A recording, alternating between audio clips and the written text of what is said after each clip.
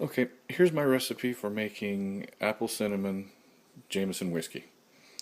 I take a variety of 3 different apples and I use these particular varieties because they're strong in flavor and they have a lot of natural sugars.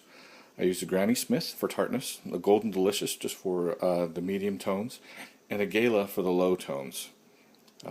Again, these apples have a lot of flavor, not like the Red Delicious, which is kind of bland. And let's see, I've got cinnamon sticks, and of course, happy juice.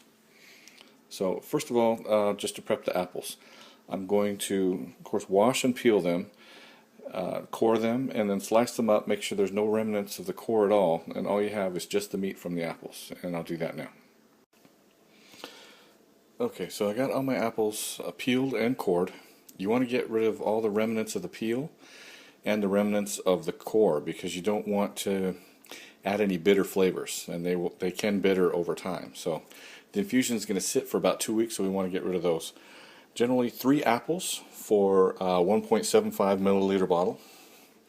Apparently I only have 2/3 of a bottle. I don't know how that happened, but so I'm just going to use 2/3 of my apples, and I'm going to throw them in a sheet pan and throw them in the oven for 15 minutes at about 250 degrees.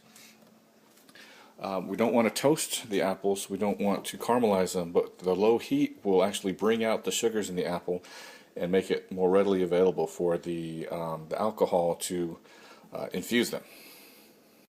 So I left some of the apples on the tray.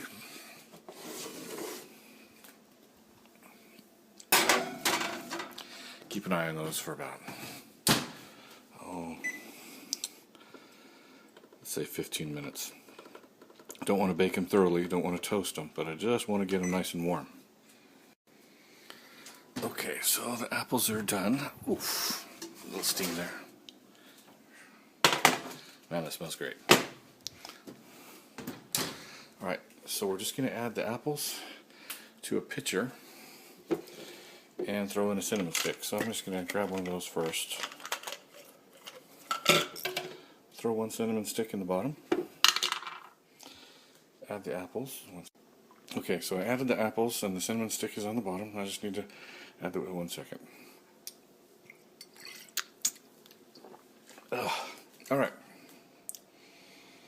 Just pour in the bottle. Now I did say in the beginning, I think I said it was a 1.75 milliliter bottle. This is a standard 750.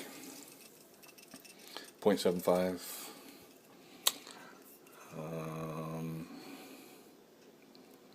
Yeah, 750. Can't really focus on that. Anyway. Yeah, so I only had 2/3 of a bottle, so I only used 2/3 of the apples that I would normally use. Now you're going to cover this, and once a week, or actually, you're going to cover this for 2 weeks.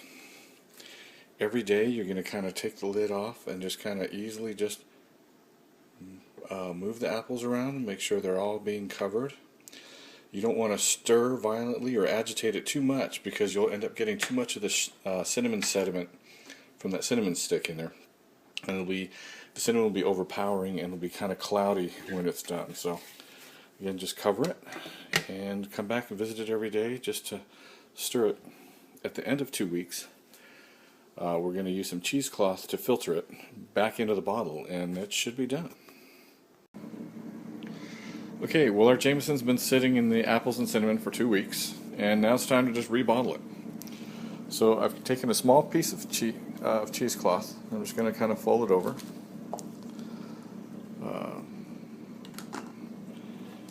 And I'm just basically going to filter the apple cinnamon liquor back into the bottle through the cheesecloth. Now, the cheesecloth is going to pick out a majority.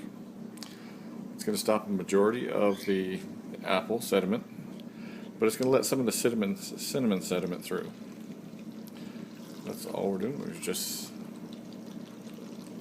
filter it back in the bottle and we're done. We're ready to enjoy.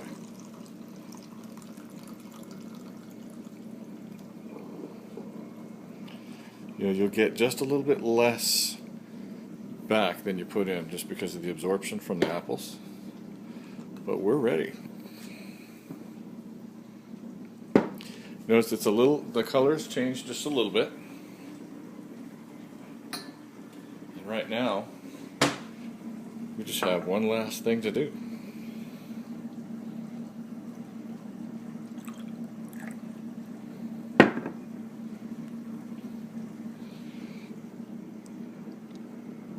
The smell is amazing. The flavor, just as good. And it's so smooth it doesn't bite back anymore. Avienda.